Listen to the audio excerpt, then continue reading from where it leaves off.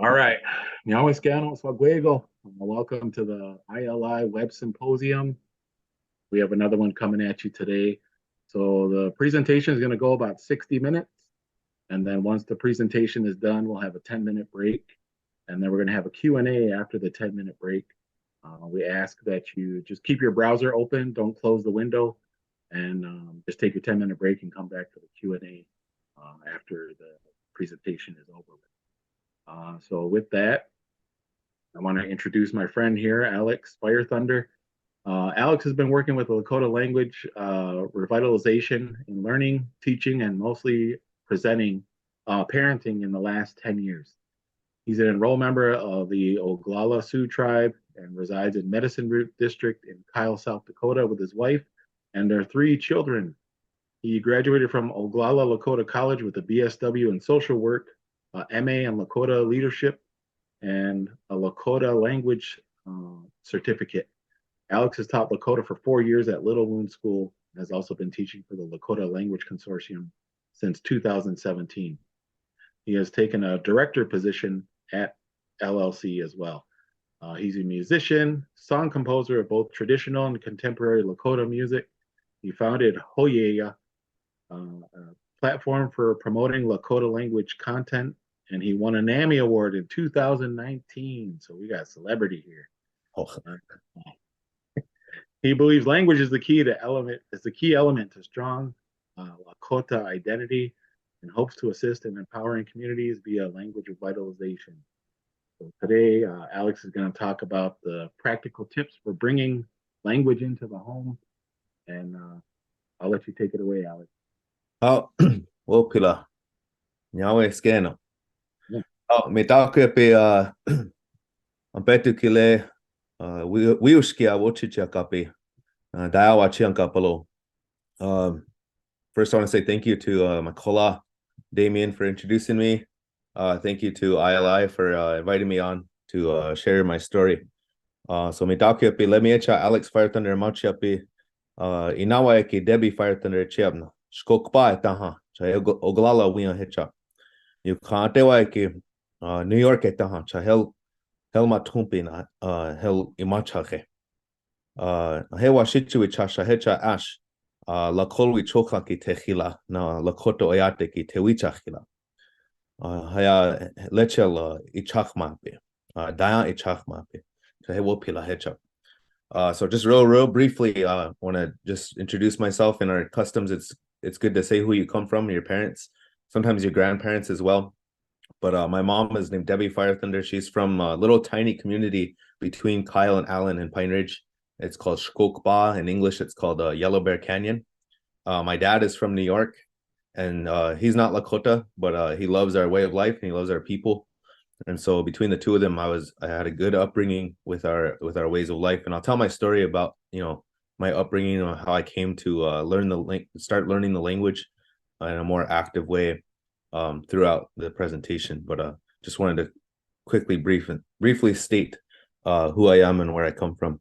So I'll go ahead and try to share my screen here. I'm gonna be using a different presentation platform than I usually do, but I think it should work here. Kola, Damien, can you see my screen? Yeah, you're good. Okay. I want to start off with not my story necessarily, but a story. One of the stories, there's many stories that I've heard, but this is one of my favorites that I've heard about where our language comes from. And I heard this actually on the radio, Keeley Radio, Pine Ridge. We have our tribal radio station, and we have a couple of elders that do a language. They used to do a language show. They haven't done it since COVID. But on this radio show, I heard them telling this story in Lakota, and I think it's really beautiful. So I just wanted to retell it and reshare this. Again, there's many stories about where our language comes from, but this is one of them. So they said a long time ago at Hani, there are some falling stars. The way they described it was really beautiful. They said, "We chakbiki snasnayala wiak bakbayala hinchbay." They fell shining and making this metallic ringing sound. So the sna is like the sound of jingle dress. and they landed in the Black Hills, like over a cave. And out of that cave is where the Lakota people, or indigenous people, they say, came out. The Ikjewi Chasha. So they came out of this cave, and the De Oyate, the Buffalo Nation, they felt bad for them. They had a wowa unshila, compassion. So they wanted to help, and so the Buffalo gave the Ikjewi Chasha his body, different things to help him live a good life. Things like his hides to have shelter and have clothing, and blankets to keep warm and stay protected. He gave him his bones to make tools. He gave him his skull to make prayers. And so if you ever go to any type of Lakota ceremony, oftentimes you'll see a buffalo skull, and we say there's prayers attached to that. So and then he gave him his body as to have meat, to have food, nourishment, strength, and health. So all these things that he gave our people. And the last thing that he said that they gave him was the language. He gave us our language, and he said to take this into the future with you, and that way you'll be able to communicate with each other. So he didn't want us to live a life where we couldn't communicate. And so I always think about that, how the language was given to us out of compassion. And I'll probably bring that up later on, but I always remember that it was out of compassion and generosity, two of our core values that we later learned and were gifted from another type of buffalo figure. It was De Sanwi, the buffalo cattleman, who gave us our values later on. And so I just think that's a really beautiful story, and wanted to kind of remind myself of that as well as we do this language work. And I'm sure we all have our own stories and our tribal stories about where our language comes from. And again, there are other stories as well. So, but that's just one of the ones that I heard that I really liked. So I'm going to be telling my own little journey about how I got into serious language learning, and dedicating most of my life and my jobs, seeking out jobs and opportunities to learn and speak Lakota as much as I can. And the way I'm going to do this is I'm going to try to present it kind of like a winter count. And so for those who may or may not be familiar with what a winter count is, it's how we documented our winters or our years. So it's like a calendar, and we used to do it on our people would do it on a buffalo hide. So this is a relative of mine, Lydia Fire Thunder Bluebird, and this is a winter count that was kept by Moses Red Horse owner and her sister Angelique Fire Thunder. Luckily, Angelique rewrote all of these things on paper, and we actually still have them today. So we can look through that history. And they continued to keep it, I think, up until the early 1900s. Over here is my great-great-great-grandfather here. His name's Edgar Fire Thunder. He was one of the first students at Carlisle Indian School in Pennsylvania, the first ever Indian boarding school. And there's a document from there where he draws on this type of old paper. And a lot of Lakota students would do this. And it would kind of be in the same style of these winter counts, but it would be on ledger paper. So that kind of describes the background, what I chose here. And so, Mish, I was born and raised in upstate New York. And while there are, tribal peoples there, as my Kola Damien introduced, he's from New York. And so I grew up in New York, but not around my people, not around Lakota people or communities. And so that was kind of tough. I didn't really get much language growing up there in New York. My mom, she is a speaker. She can speak Lakota, and she grew up speaking Lakota first. But she actually left when I was 3. And even with that, she only taught my siblings and I a limited amount of vocabulary mostly, and not really to speak. So that's where I was born and raised, upstate New York, not the city, like right around here. Whoops. Okay, so every summer we would hit the road, I-90, all the way to South Dakota, and I'd get to come home for things like Sundance ceremonies, and occasionally if a relative passed, I'd come home for a wake. And that was where my real exposure to a lot of language and culture was, through song. Occasionally at like events, elders would get up and talk, speak Lakota. So I had a little bit of exposure during the summertime. I would also travel to I'd also travel around to powwows, and the one thing I was always drawn to was the drum. I was always drawn to the drum, always wanted to be singing, and always wanted to know the words in the songs. And so that was a big language element for me growing up, is singing and words and songs.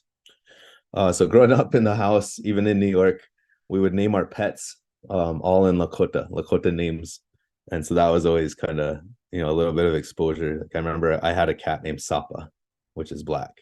I had a dog named Shkatela, which means like playful, likes to play, like a little cute thing that plays, Shkatela.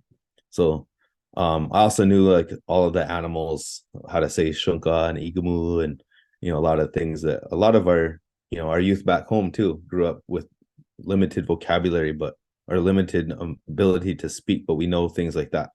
So we know animals. I knew how to count to 10 in Lakota, and I was really proud of that growing up.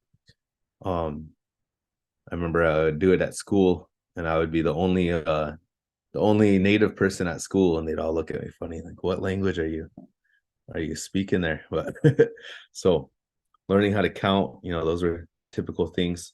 So I went to school. I was not only the only Lakota, but I was the only like person of color, the only minority. So it was all Washichu, which was okay. I still made friends and everything like that. But sometimes, you lack that representation from your classmates and your instructors and the curriculum and all that stuff. So, so my outlet, what I looked forward to was the weekends and the summertime where I could go Pawa dance. So I learned how to dance when I was about 6. And again, going to these types of gatherings was always a time for me to be around other Native people, other Lakota people, and get to hear my language occasionally. So I actually dropped out of high school. All that stuff led up to that decision. And so I hit the Pawa trail pretty hard after dropping out, and realized after a few years of living a kind of nomadic lifestyle and not having a degree or a good job, I realized pretty early on that I needed to seek an education. And so, I developed this desire to get a college education, but I also wanted to move home and get to know my community a little bit better than just powwows and ceremonies and things. And so I made the decision to move home to South Dakota, to Lakota Makoche. And luckily for us, we have a tribal college there. We have our own institution. And so for the first time ever, I was able to have Lakota classmates and take Lakota language classes in college, as well as culture and history classes and what have you.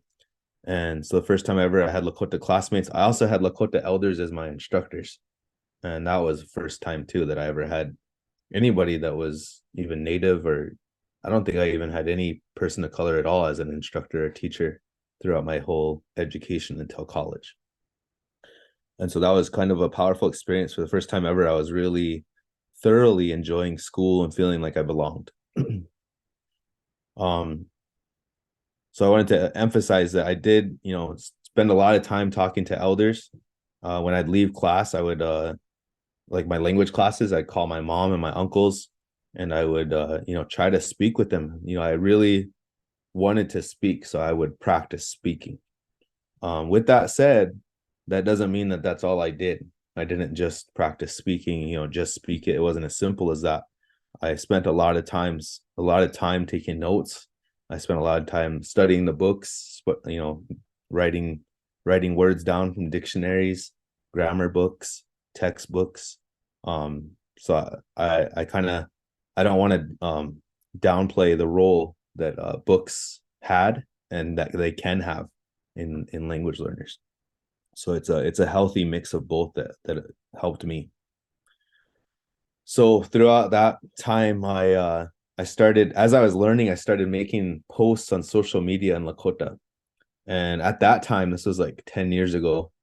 And so there was no TikTok. And I don't think Instagram had this logo, if it even existed. I don't remember.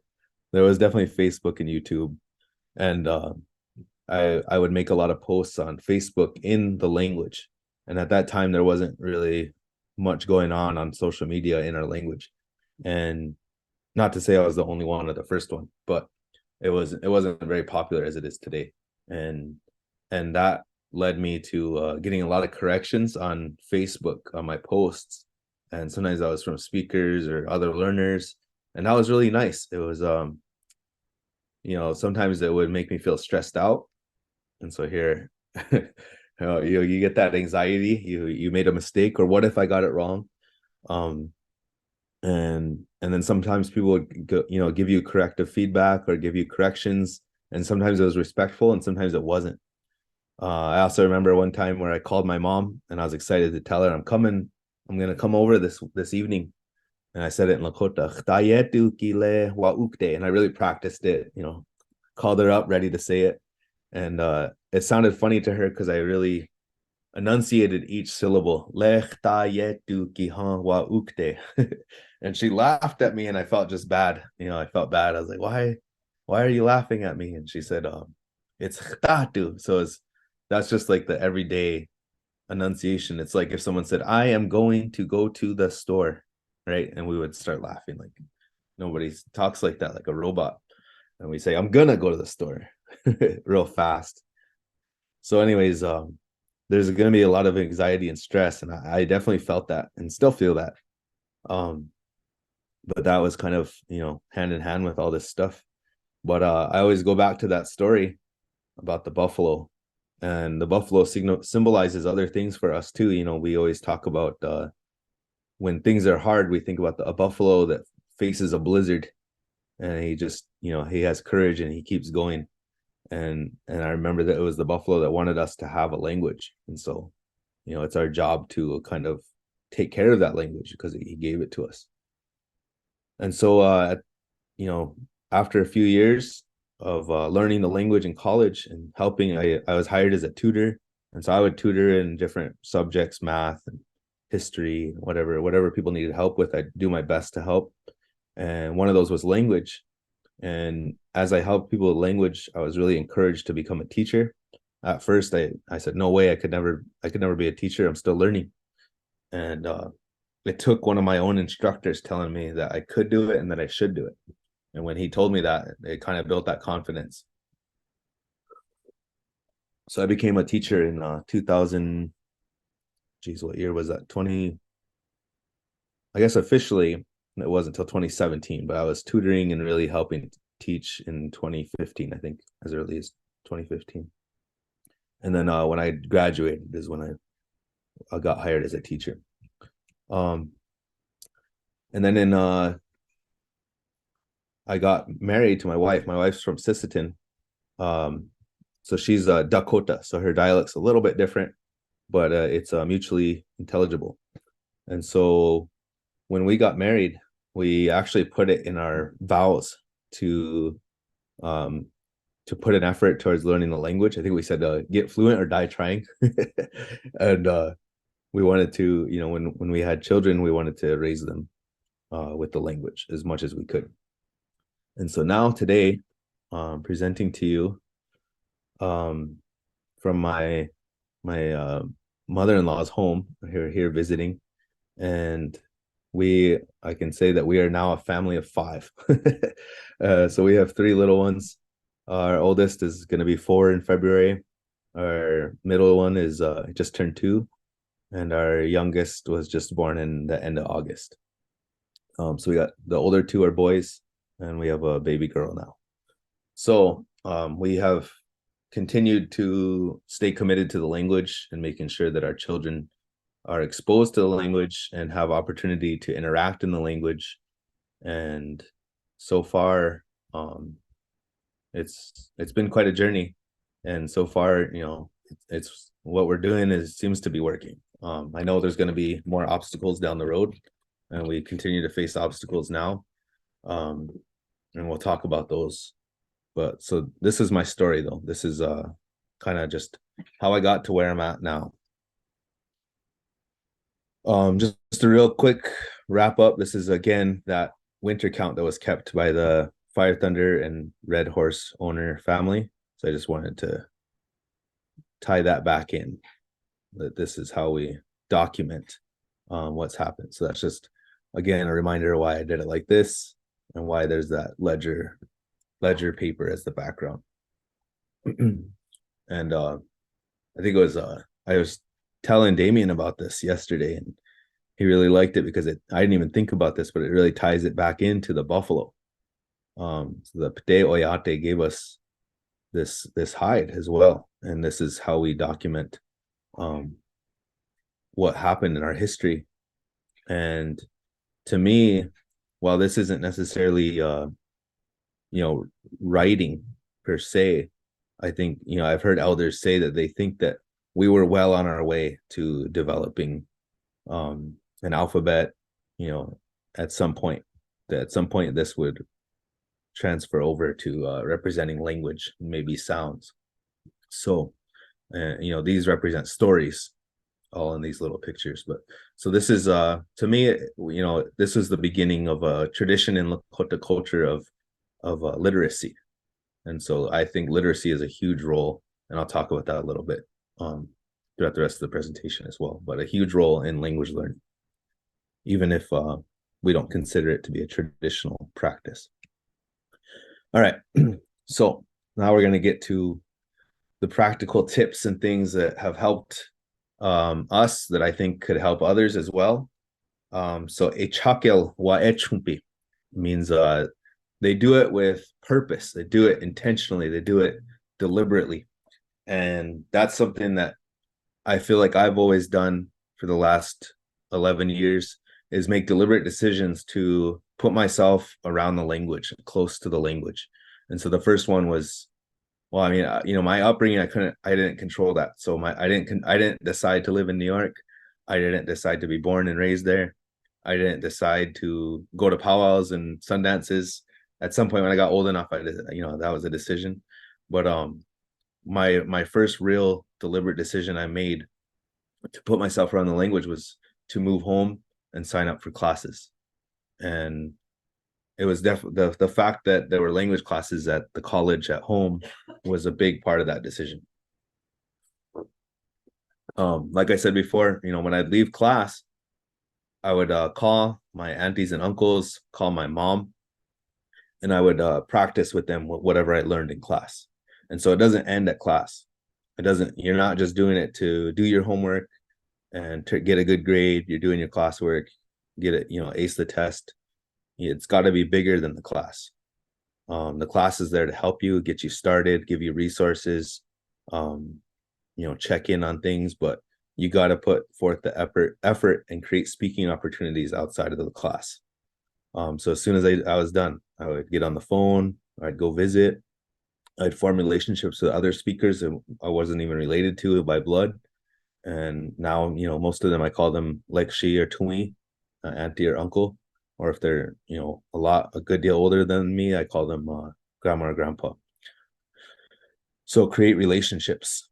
That's a big part of this whole thing. The whole point of a language is to communicate and to express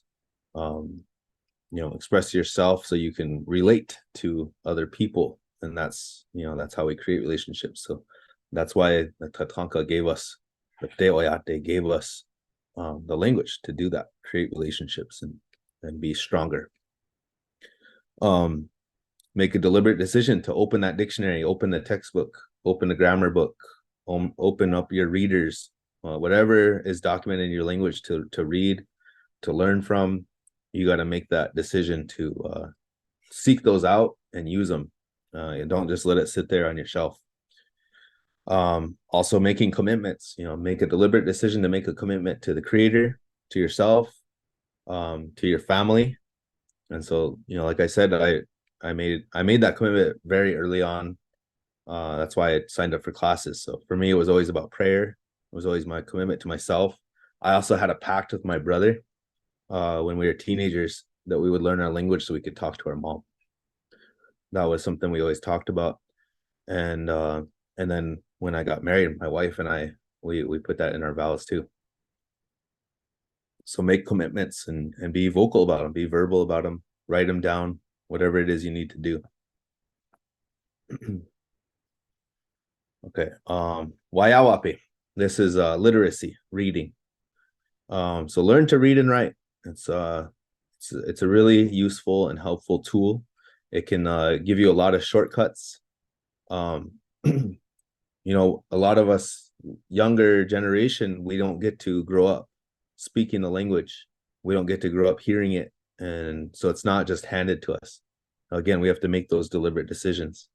And when we learn to read and write, have literacy, it can make up for that missed time. Maybe not make up for it 100%, but it can help us to get there. And so it's definitely helped me. It's really built my confidence.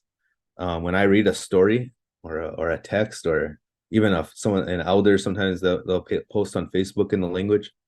When I come across words that I don't know, I make a list, and then I take that list and I make a bunch of flashcards. And that helps you expand your vocabulary.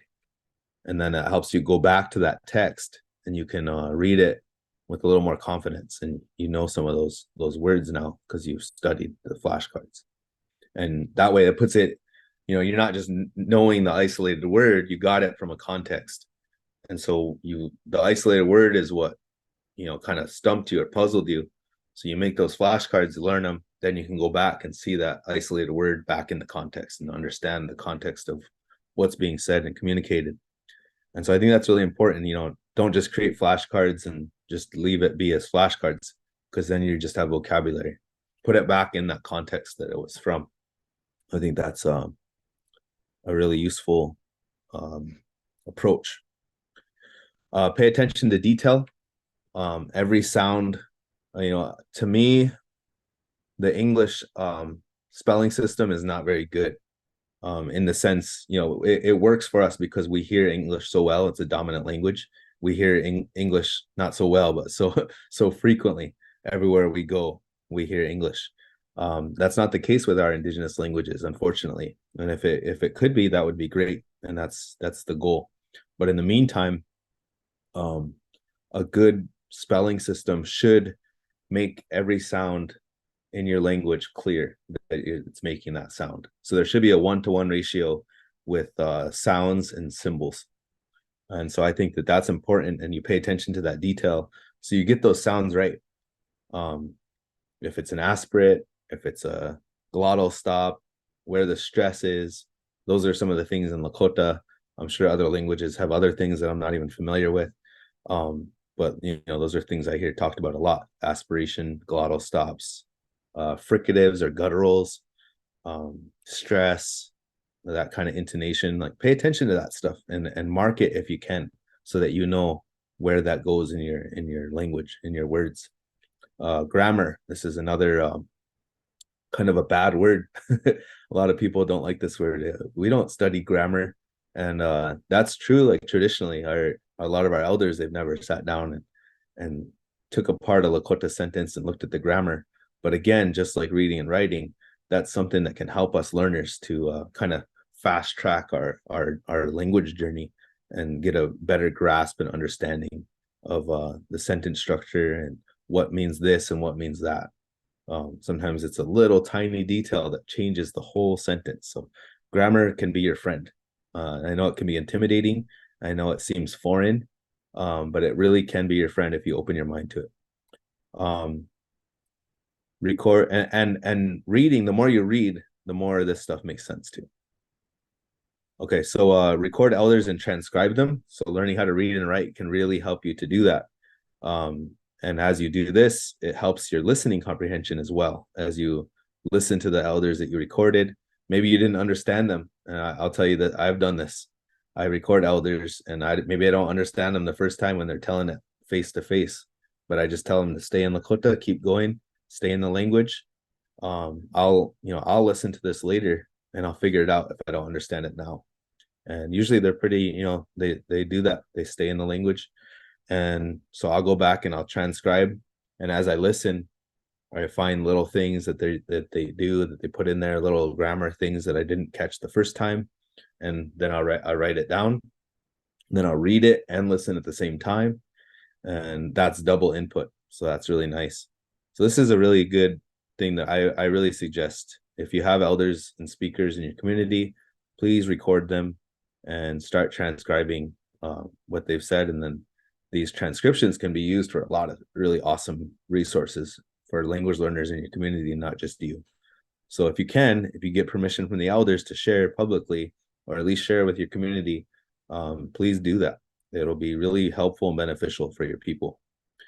And then the other thing is explore resources. Get out there, look for what's already been done. Look for publications in your language.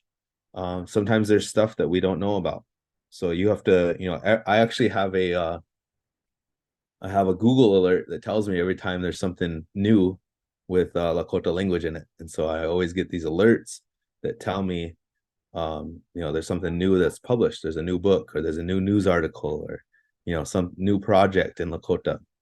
And then also look at what's been done in the past that maybe isn't accessible on the surface, but you can go into universities or archives and look at stuff that's been done a long time ago. And so there's old recordings, there's old texts, things that you can get access to if you just ask. It seems like they're behind closed doors, but most of the archivists that I've ever chatted with and talked to, a simple email, I tell them who I am, that I'm learning the language, I'm teaching the language, I am Lakota, and usually they're super happy to provide us with these resources. And I think a lot of times they feel like nobody cares, and so a simple email that usually lights their whole day up. Okay. So I want to talk about getting ready for, our family. When my wife was pregnant, I started thinking about some of this stuff, but I didn't really seek out how to say a lot of it. Baby vocabulary. So hokshi ichakyapi means raising children, raising babies. And it was a whole new realm, a whole domain of language that I'd never learned, but also that I'd never really been exposed to, because in our community, most of the speakers are elders, and they're not having children. Sometimes they're taking care of their grandchildren, but usually the grandchildren they're taking care of aren't babies at that time. They're taking care of the kids that are a little bit older. And even so, they're doing it in English, which is something we need to change, but it's the reality. And so I'd never heard a lot of this stuff talked about in the language. It's not stuff they taught us in class. It's not in most of the textbooks. So it was all new. And so I remember learning words like how to say she's pregnant when my wife was pregnant. I remember learning how to say like when the baby's going to be born, things like that. And then once he was here, our firstborn, there was all kinds of stuff. I was like, I have no clue. I wanted to speak Lakota around him, to him, with him.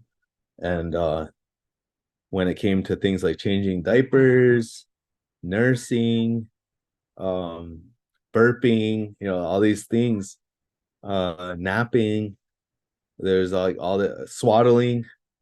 I didn't know how to say this stuff in Lakota when that first, when he was first born. And that was a struggle at first.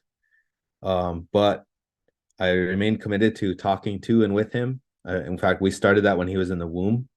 I would tell him about the day that we had. Start out with the morning, what we did, and go all the way to the evening, and just tell him everything we did that day. And that was when he was still in the womb. And I would sing to him.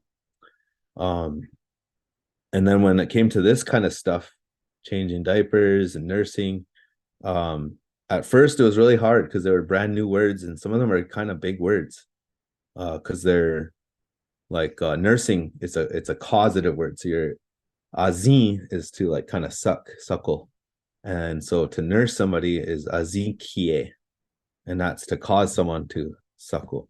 And so it's causatives and different things, and datives and things like that were kind of new to me, or it wasn't, at least not super familiar to me and easy to pick up.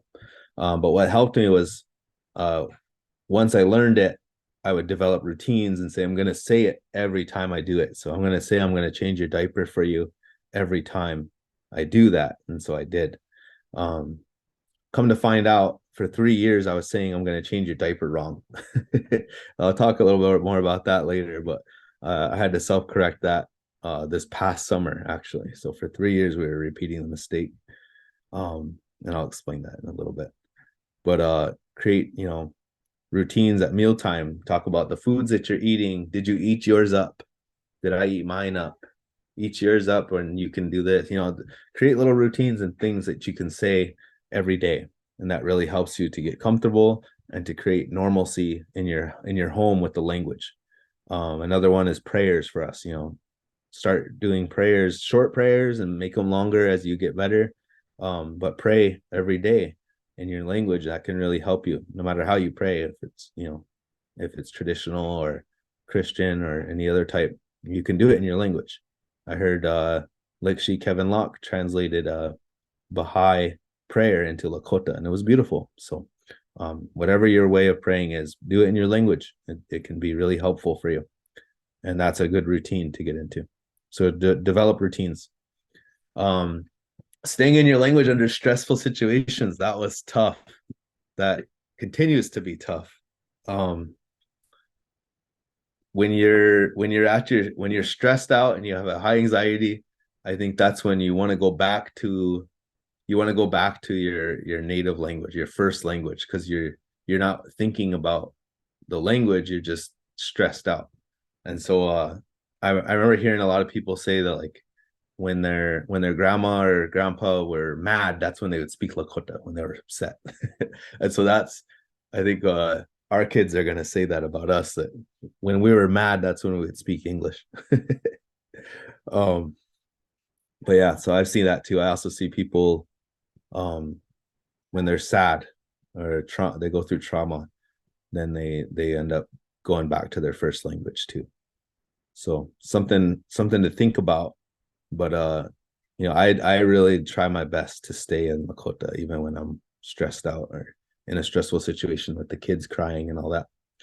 Balancing old with the new. What I mean by that is there's going to be a lot of situations and things to describe that have never been talked about in Lakota or described in Lakota. And it's kind of, it can be challenging to decide when you're going to coin a new term or if you should find an old word that applies to it.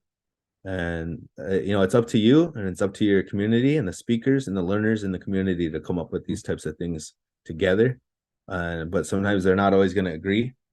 And so people are going to say things to you like, what's one I heard recently? They didn't have, I'm going to talk about bulldozers a little bit later. So they didn't have bulldozers back in the day. Why would you have a word for bulldozer?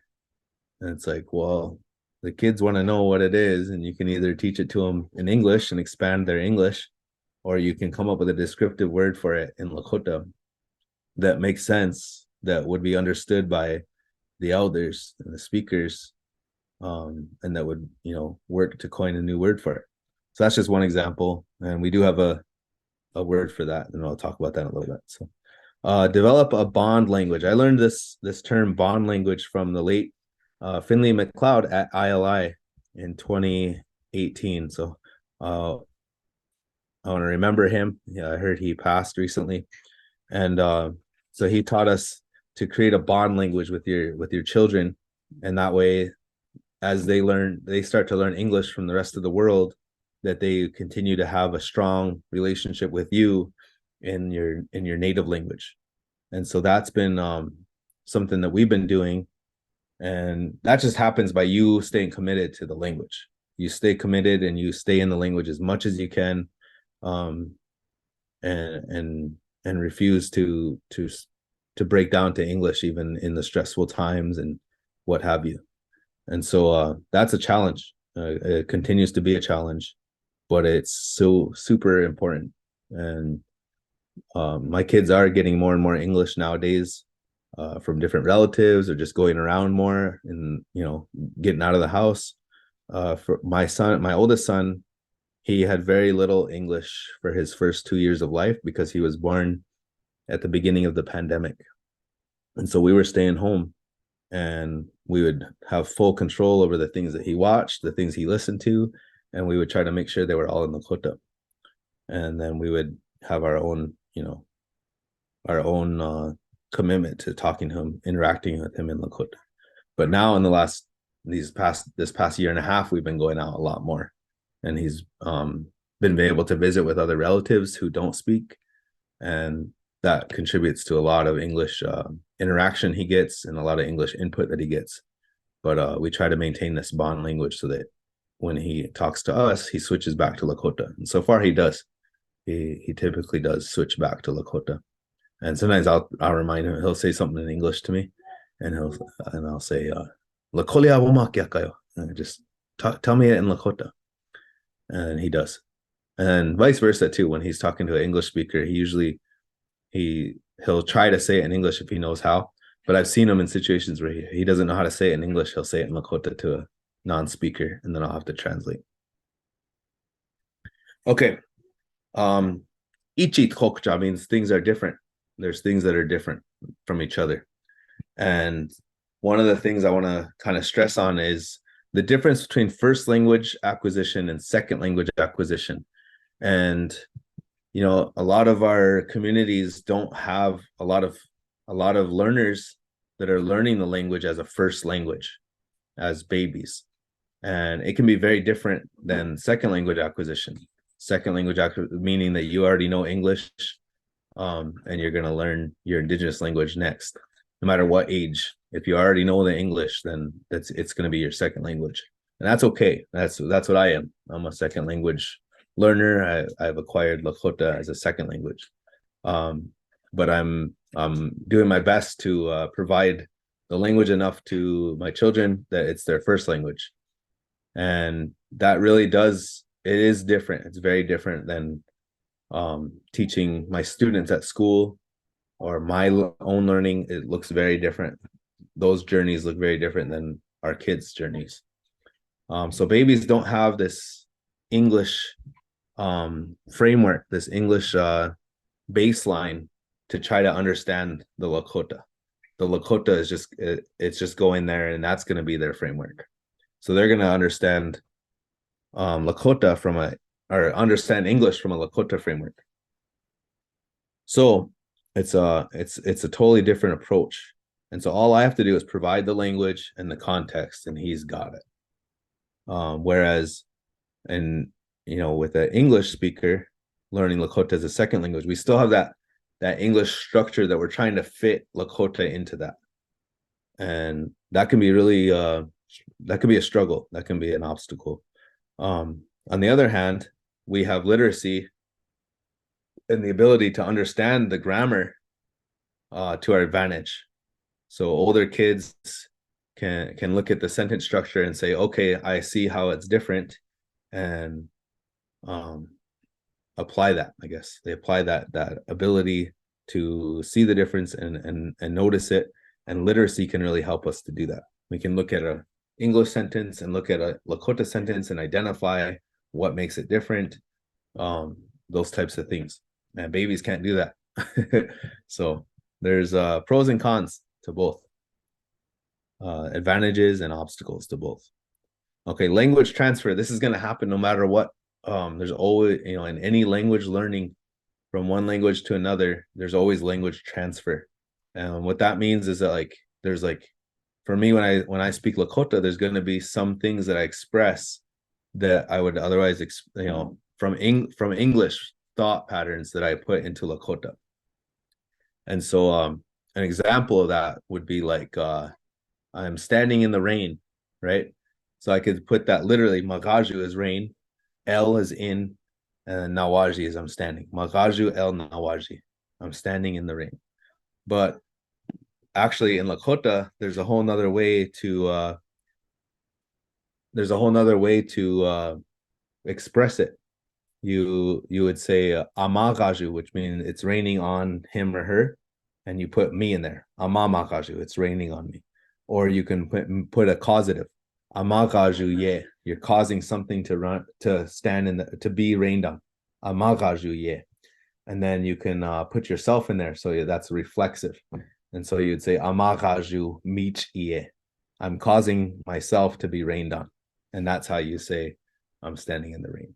So it's a totally different mindset and different way of thinking, and language transfer is just natural, but you have to be aware of it in order to get past it. Okay. So then that brings us to the difference in implicit and explicit knowledge. First language acquisition is all implicit. They don't know, they're not aware of what they're learning. They're just speaking, right? And sometimes we try to replicate that in our second language acquisition. And if we can, that's good. But it's not always that simple. And a lot of times when we try to do that, we're missing some of the basic grammar patterns and specific unique ways of speaking our indigenous languages. And so explicit knowledge is where you're actually studying it, you're looking at it, looking at how it varies and how it differs, and you're kind of analyzing, analytical approach to looking at the language. So that, your kids, your babies, if they're really young, they're gonna acquire an implicit knowledge of the language. But you, as learners, unless you're a native speaker of your language, you're gonna need to develop your explicit knowledge so that you're sure that what you're giving them, the language that you're giving them as input is correct. Okay, and that can be tough. So we need to focus on this so that we can give them this. And as we develop this and use it, then we develop this as well. It's kind of like riding a bike. You know how to ride a bike, but you don't know how to do it until you do it. And then once you know how to do it, then you don't, the explicit knowledge is there, but you already know how to do it. I hope that makes sense. The other thing I want to stress is that bilingualism is healthy, positive, and encouraged. So, and even at young ages, it's really common and normal in Europe for kids to be speaking several languages. And I really think that if you go back far enough, pre-contact, that our indigenous people would know not just our own languages, but languages of neighboring tribes as well, because we would do a lot of trading. There was a lot of intermarriages, and it was just useful. Not to mention the fact that we had Indian Plain Sign Language. So multilingualism, bilingualism, it's all good. All right, kind of getting short on time, so I'm going to try to wrap this up real quick. But opichiapi means they conduct themselves with a good attitude, with a good mind and a good heart. So stay open-minded to learning about grammar. Like I've kind of said that a number of times now. Take constructive criticism and corrections well. And so now is where I wanted to tell that story about changing the diaper. And so I was saying, Aleja chichiu tokjakte. I'm gonna change your diaper for you. That's a first dative. I'm gonna do, or no, second dative, because he can't do it for himself. So I'm gonna do it for you. Okay, so it's a kind of a complex grammar thing, or to me, I think it's complex. It's complex only because it doesn't exist in English. But so second dative, I'm gonna change your diaper for you. Chichi utokja. And that comes from this word utokja, is to make something different, to change it. And I was having an English thought process with using that word. And so Ben Black Bear, he corrected me this past summer. He said, "You're saying you're gonna change it, you're gonna transform his diaper for him." And he said, "You're not trying to say that, you're trying to say you're gonna take his diaper off and put a new one on him. You're gonna replace it." So that word utokja means to change it, make it different, to transform it. It doesn't mean to replace it. And I was like, wow, I said that wrong for 3 years. So how would I say it? And so he gave me the right way. He said, Aleja tokja wanji uchichi talo. He said, it means I'm gonna put a different diaper on you. And that's uchichie. That means I'm gonna put it on you. I'm gonna cause you to wear it. So it's a causative, a different diaper. So that makes a little more sense. So anyways, be open to constructive criticism, because otherwise, again, if you don't have that explicit knowledge and take those corrections well, then they're going to repeat those things. And he I think still sometimes slips and says it that way. So continue to build and strengthen your relationships. And you have to have a good mind to do that. Don't get distracted by negativity. That can be really tough when people are really trying to tear you down. And they will. People will come after you and call you names or say things about you for learning your language. They'll do it if you don't learn your language though too. So that's where it doesn't matter. Don't worry about it. Do it. You're doing it for you and your community, your people that support you, and that's who you're doing it for. And then accept that people will support you. They're gonna praise you and they're gonna really build you up. They're gonna appreciate what you're doing, but some of them aren't gonna put in that same work as you will, and that can be hard to deal with too. It's like we want to build community, we want to encourage people, but we can only, people gotta decide for themselves at some point too. So we can show them that it's possible. And so I always go back to this buffalo, Tatanka. Last but not least, I want to talk about the things that helped us, the tools. Dakuku wo ilagyapi, the tools that we used, the things that we used to make this work. So one of the key components is a dictionary. That's been awesome to have a dictionary. We don't just have a print dictionary in Lakota, but we also have a dictionary app, which is free to download. And one of the coolest things about the app, you can search English words and find the Lakota. You can search Lakota words that you heard and find the English. But it also has audio. And the audio, you just click on these little speakers. And one is a male voice from an elder, Ben Black Bear, the one who corrected me about the diaper word. And then the female voice is Iris Eagle Chasing. She's from Cheyenne River. And so you have two native speakers pronouncing all these words for you. So you can see how it's spelled and you can hear how it sounds. And you can whatchamacallit? You can see example sentences a lot too. So I put up this word bulldozer. Makipak oze. It comes from maka is earth or dirt. And then it means it's used, it's a tool. It's used to do this thing. And so the verb is bak oze, which means to push it aside. So it's the thing that you use to push dirt aside. Makipak oze. And the reason why I chose this word is because there's a little story. One day we're sitting at home, and by the house, a bulldozer is being towed on a trailer, and it's going by. And my son says, "Hedakuhe, what is that? Hedakuhe ate." And so I didn't know, and I was like, I wonder if there's a word for bulldozer in the dictionary. So I looked it up, and of course, this is on my phone, just like a click of a button away, and I found it. Makipak oze. So I told him, and then we forgot about it. Then about a week later, another one goes by. He sees another one. He said, "Hedakuhe ate."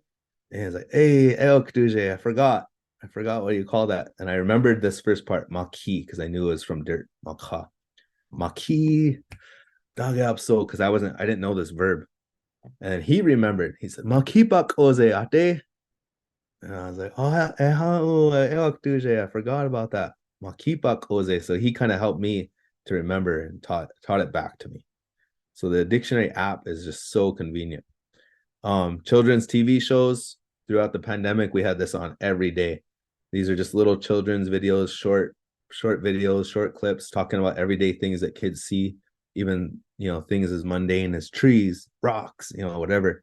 And they have these little videos and they talk about them and they have music going and the kids love them. They watch them all day.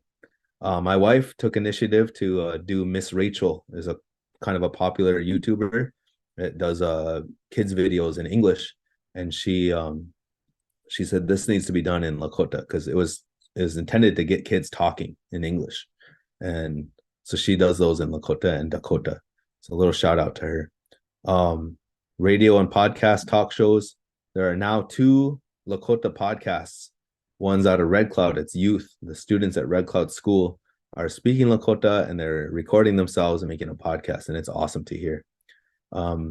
I've always been a big fan of NPR and Radio Lab as a podcast that I really like.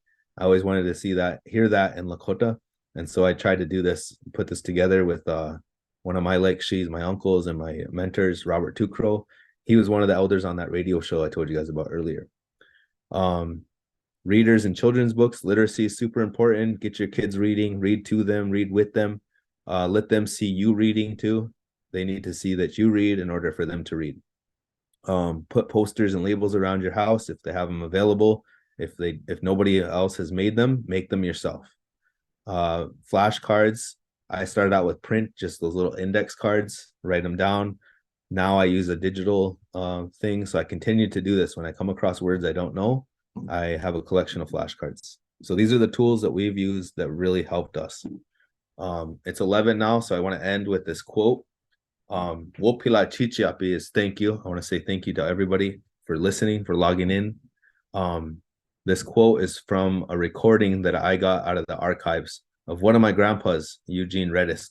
So this recording is from 1987. He says, Oyate ku niechuchi tankaya Lakota oya uyampi ku ni takojapi na ni chincha ko. Lena Lakotia wowichaya kia kapiki hena dayan sloyapi na ablesia hinaji pikte. So it says, those people who were largely raised with the Lakota way of life, it's up to you. At least you can talk in Lakota with your kids, your grandkids, and your kids too. And if you do that, if you talk in Lakota with them, they'll know it well, and they'll come to have a better understanding of it. And so I found that recording. I just wanted to share that. It really touched me. It's hard to translate, but that's more or less what he said. Importance of the language. So with that, wopila ichichiapalo. All right. Nate White. And they go on and go on gay seat and gay when he said they. So just want to acknowledge you. We all acknowledge you for the words you shared today. So we're at our time here. We're going to do a 10-minute break. Just ask everybody to leave your browser open while you take the break. At the bottom of your screen there, when you see there's a chat, but there's also a Q&A button. That's where you want to type in your questions for Alex. And then I'll read them out to Alex, and we'll get some dialogue going in after the 10-minute break. So quick 10 minutes. We'll see you all back in a little bit here. Keep your browser open.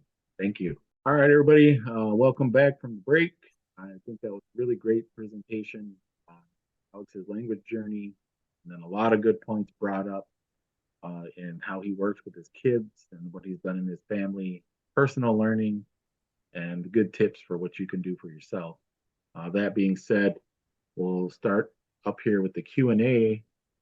And Alex, maybe you did get a chance to look at some of the questions too, but I'll read them off to you here. So Donna asks a question: in what ways can we help build confidence in our population of young generation natives who want to learn but are reluctant to speak indigenous languages? I think that's a great question, and a question I've asked very frequently throughout my own learning, because I've always had this hunger and desire to have peers my own age to speak with, to learn with. And now there's a number of us, a growing number, and it's really nice. But in the beginning there wasn't very many. And then also as a teacher of middle school students, that was always a question every day, like, how do I get these kids engaged? How do I get them interested? And how do I build their confidence? So I actually did my master's thesis on language anxiety in Lakota language learning.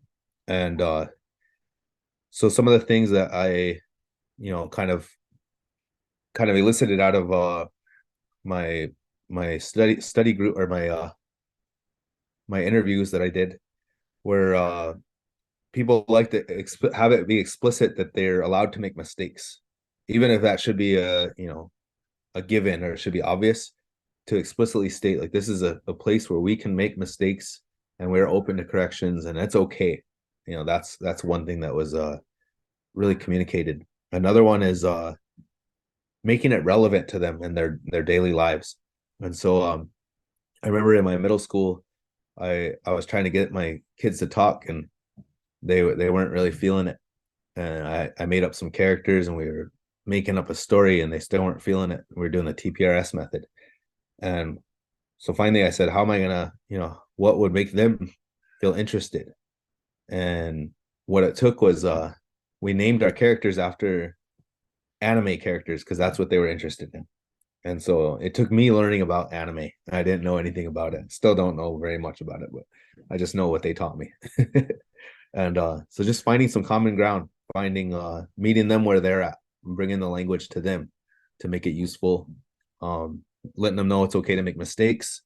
And once you can reach a couple of the real influencers, the young people, they help to make it feel safer for everybody else. So that's kind of what I found in my teaching. And with even with my own kids, we talk about Elmo and Lakota. We talk about, whatever, Paw Patrol or whatever it is they want to talk about. Cars, Lightning McQueen, all that stuff. Awesome. Yeah. Make it relatable, make it safe. Uh, that's all good stuff. I would say too, to everybody tuning in, we have our YouTube channel, the Indigenous Language Institute YouTube channel. The videos from the last symposium, if you were there, or even if you didn't get a chance to go, those are up, and you can look those up. And the Chris Harvey video with the group that he talked with has a lot of great ideas on getting people speaking and creating opportunities that fall in line with a lot of what Alex is. I'll move on to the next question here from Leanne. Thank you for such an inspiring presentation. I wonder if there are other families using their language with their kids that your family gets together with. I was thinking that having a peer group to talk to in Lakota would be very motivating for them. Yeah, first I just want to acknowledge Leanne. I'm a big fan. I read some of your books, and just want to say thank you for listening. And it's an honor to have you listen in and make a comment. So with that said, there aren't too many families with young kids like ours that are doing it full immersion like we are. I think they're kind of bringing it in to whatever level that they're comfortable with, and that's good. I want to send encouragement to them. The one group of children that I have brought my son around to is a group of kids at the Red Cloud Immersion School, and I think some of them have parents. I think some of the teachers are parents, and siblings too. So I'll give a shout out to one of the ILI board members is Sierra Concha, and I think her little sisters are speaking Lakota, and she's speaking Lakota, and then her parents are learners as well. And so I think they're a home, and we haven't got together with them in a home type of sense, but I really enjoy bringing my kids over to the Red Cloud School where they get to see other kids speaking Lakota, and that's been really nice experience for them. But I absolutely agree with you that they need peers. They're going to need that as they get older, more and more. So I really hope that we can start building, albeit small, but start building a movement of young parents that are teaching their kids Lakota at a very young age like this, because my kids are going to need that support. Awesome. Thanks for that, man. And yeah, I'm a big fan of Leanne's too. She does a lot of good work. We'll read this next one from Valerie. Bonjour, I teach Ojibwe language to K4 to 8th grade students in a multilingual school with 3 other native languages not related to one another. Do you have any suggestions for motivating students to speak outside of the classroom and with one another in different settings? Oh man, that's a tough one. First off, more power to you for doing that. I don't know if I could do that. As far as motivating the kids to speak outside the classroom, that's a tough one too, because I remember, we were having so much fun in the classroom and the kids were speaking and everything was good.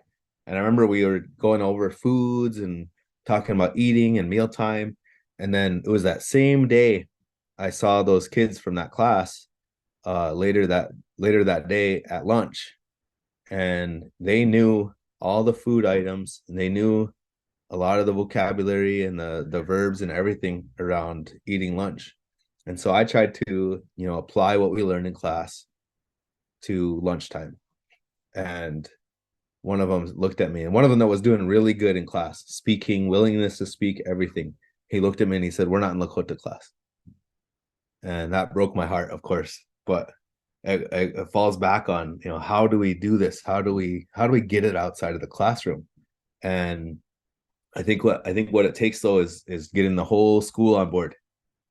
Getting the whole school on board to normalize it outside of the classroom, so that there's language being spoken on the bus, it's being spoken in the office, it's in the hallways, there's signage, and just normalizing it. Of course, like I said, try to identify the students who are doing really well with the language, who are also kind of influencers. They're kind of strong personalities, and you can see that they're kind of the leaders of the pack, right, in the friend groups. And if you can get them to use the language, it'll help others to feel safer and kind of take advantage of their leadership. And you can even talk about it explicitly if you want, if you feel safe doing that with the students and you think that they'll be open to something like that. It's like, use the language and inspire your friends to do it. But yeah, just making the language present, I think, school wide is really important. And that's easier said than done, I know, but hope that helps to answer that. That's good stuff, man. Especially, I don't know what I would do if I had multiple languages, but it does happen. Yeah, Especially when they're not related. But yeah, creating that environment, culture is what we do. So you do want to create that culture of speaking, and even with my adult students, I try to tell them, it doesn't stop just because you leave the classroom. Like, and don't separate your language from your non-language. Bring the language into everything you do, and it just becomes a part of everything, whether you're in class or not. Might have spoke a little bit to this here and a couple questions ago, but Ine asks, I was asked, how do we ignite the desire and drive in learners, especially in our young ones? Any suggestions? I think number one is letting them know that it's possible, that it's doable. It's not a impossible task. Because I think there's a lot of people that are just overwhelmed with the thought. It's not that they don't want it. It's not that they, don't have the desire or it's maybe they don't. It's not even that they don't have the drive. It's just that they think it's overwhelming. And so letting them know that it's possible and it can be done, I think, is a big confidence builder that can get, can kind of fire up that desire and fire up that drive. What else? Again, going back to just making it relevant, letting them know that it's a language that they can use in modern times, in modern day, to talk about your everyday life. It's not just about history and stories, and while those things are super important, there's other things that you can do with the language. So those are some of the things that come to mind for me. Right on. So the last question we have for the day, unless somebody wants to add another one here, from Joanne, why do we have to use TV cartoons to teach the language? We don't have to. Nobody has to do anything like that. But and in this day and age, the kids really enjoy cartoons and enjoy TV, and they see us watching TV. And so unless you're you have the norm in your home where you don't watch TV or don't have a TV, that's great. More power to you. But I know, I'll admit I watch the TV, and if my kids see me doing that, they're going to want to do it, and they're going to want that same entertainment available to them. And so if they're watching cartoons on a TV, I would rather it be in our language than in English. That's just my own preference. And so to me, it's just a tool. It's a source of entertainment. It's a source of content. It's a source of input where they get language. And if it's in our language, then all the better. Traditionally, of course, we didn't have TVs. We didn't have radios. We didn't have podcasts. We didn't have TV shows or movies or any of that. We didn't even have books. And so we'd have winter counts, and people would tell the stories based on the winter count. And then we had ohunkaka, or old legends, which are not necessarily historical documents, but just legends and tales, ikotomi stories, trickster stories. And those were told around the campfire in the wintertime. So those were our source of entertainment for our children, as well as a source of learning lessons and morals and values and philosophy and all that stuff. So, and we do those too. I didn't talk about those, but I read a lot of stories like that to my kids at night, and they fall asleep listening to them. Awesome. Yeah, I think use what you got. If anybody knows that Native people have been very good at adapting to whatever comes their way, making the most out of it, making it part of our culture. And the times are always changing. So, if today we got to use cartoons and, that's, and TV shows, then we add that to the repertoire there. No. We do have another one here from Wanda. What would you suggest for speakers who do not speak their indigenous language because of the residential schools to overcome their blockage and trauma? That's a tough one for me as a young person who doesn't have that experience to comment on. A lot of the elders that I do visit with are speakers who somehow, some way have gotten past that. They talk about they went to boarding school and they said that they continued to speak the language in the playground with other speakers and would just switch to English when the nuns would come around or whatever. Then they would go home and they continue to speak Lakota at home. And so a lot of the elders I have, that have boarding school experience, they found a way to continue speaking, regardless of the abuse and whatnot. As far as the ones who, felt, the historical trauma and the blockage, and they couldn't overcome that and they stopped speaking. I know a couple that are actually who are relearning, trying to remember the language, and they're making posts on Facebook and they're developing relationships with young people like myself. And I think that's really beautiful. My mom, she's not a boarding school survivor, or she never went to a boarding school. She went to a tribal school, but she has her own experiences of getting made fun of and shamed out by other Lakota kids, even at her own tribal school. Like they called her a buck Indian or dirty Indian from the country, things like that, and made fun of her for speaking. And so she has that, kind of shame and trauma. And maybe that's why she didn't teach us to really speak. She taught us words and vocabulary. But I'm watching her now, as I've gone through my language journey, she's always been there to listen to me, but she usually will respond to me in English. And because of her own, whatever, she's rusty. She hasn't spoken Lakota on a daily basis since my grandma passed away in 96. So it's been a lot of years. My uncles still speak, but she does the same thing to them. She responds to them in English. But I'm watching her now with my son, who for a long time up until very recently only spoke Lakota. And she starts, like, she's spoken the most Lakota I've ever heard from her with my son. And so he brought about some kind of healing, I guess, for her. And so I don't know. I that's a tough question to answer. I don't think there is an answer per se. It's probably just different for each. But I would say to try to find ways to bring the language, bring a positive space for the language and for them to see how, I don't know, how it can be a positive thing for the younger people and how they can help, and kind of just make them feel like there's a place for them. And then, of course, our ceremonies, our way of life brings a lot of healing.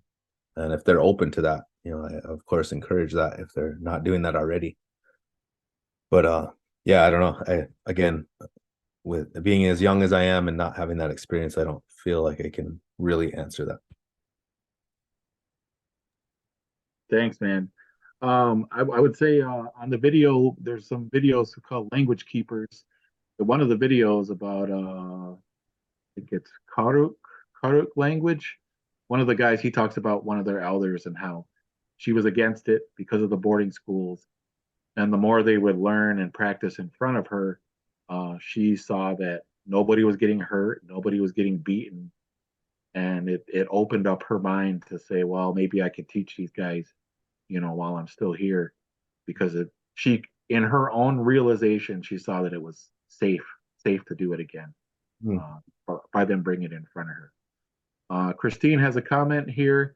Thank you for the list you shared with raising babies. I tell that to young new mothers, from San Felipe Pueblo. And then Carrie England. What are some of the programs or systems you use to create your materials like Canva and PowerPoint? Yeah, a good question. So that presentation you saw was made on Canva. And those first 4 slides, when I told the story about where our language came from, I used AI to create those, to create that artwork, which was pretty cool. It's a whole new realm, and I don't know how I feel about it per se, but like it's kind of scary. I don't want to replace artists, especially native artists. But on the other hand, it was pretty cool to be able to create some awesome visuals for my presentation today, which I didn't, I wasn't going to hire an artist to do custom stuff for. So, anyways, AI is an interesting thing that we're still, I'm still trying to figure out how I feel about it. Others are really pushing it as a positive thing, and I think it's like anything else. It can be used for good. It can be used for bad. Our language itself can be used for good or it can be used for bad. In our language, we call that wakan. It's wakan. But other things that I use, I used to use PowerPoint a lot, and lately I've just been using Google Slides and Canva. So I go between those two. I really like those because I use 2 different devices, and it saves it on Google Drive, or it saves it on Canva, where you can log in from other places. What else do I use? Let's see. In the past, I've used something called storyboardit.com, I think. And if you have a educator's email, I think you can get a free account. And that's pretty cool, useful. They give you like little clip art and stuff like that. And you can do characters and things like that. To do my podcast that I started with Robert Tucrow, for our podcast, we do I use a podcast mic. It's a Shure mic, and I go around to elders and I record them. I also use a H4n, which is a Zoom recorder, portable recorder, and it saves it on there. If I don't have that with me, I can just plug the mic directly. It's a USB mic, so I plug it directly into my laptop, and that's how I record elders. I edit the recordings using Logic Pro, which is a paid version of GarageBand. So if you don't want to pay for it, you can just use GarageBand, and that's fine. And that's how I edit things. I can delete things, or I can adjust the sounds and levels and all that stuff. And so that's how we do the podcast. Canva is cool for short videos. I've done some short videos on Canva. That's a nice video editing tool as well. So those are some of the things that I've used. Of course, there's some more technical stuff with like the dictionary app and stuff like that, and that's above or like beyond my level of comprehension. So we have an IT team that we utilize that does app developments and stuff like that, and that's how we have the kind of fancy dictionary app. And we have another app that's kind of like Duolingo, like a language learning platform, e-learning platform. But yeah, those are above my comprehension of IT and all that stuff, so I can't really explain it. All right. So I got another question. Jesse from Ho Chunk Nation. I met her this summer with her husband. Ho Chunk. So we, the Ho Chunk Nation, have a first listeners project, which focuses on those who know the language but do not speak the language. We had 4 participants become speakers in 3 years. Our goal was 2 years, but the pandemic was there as well. So yeah, I got to visit their program this summer. They're doing some really good stuff. Very cool. I've had people like that in my classes, and I see how they catch on very fast. Like they already know how it sounds. They know all the sounds. Like their pronunciation is perfect, and it just means they just have to like they know the words, they know the pronunciation. They just got to be able to put it all together and just like say it. That's what I've noticed from those who know the language but just don't speak. They understand it, or fluent understanders or something like that, right? Right on. Rosenda says thank you for your talk, I guess. I think it's the T at the end, but I think that's what she means. Thank you for your talk. She says, thank you for this very important information. As language teachers, we are always learning, as well as seeking out different ways to help us revitalize our language. Many blessings to you. And she was in your session at NIU. Oh, awesome. Our session. Yeah. Well, didn't you have 2?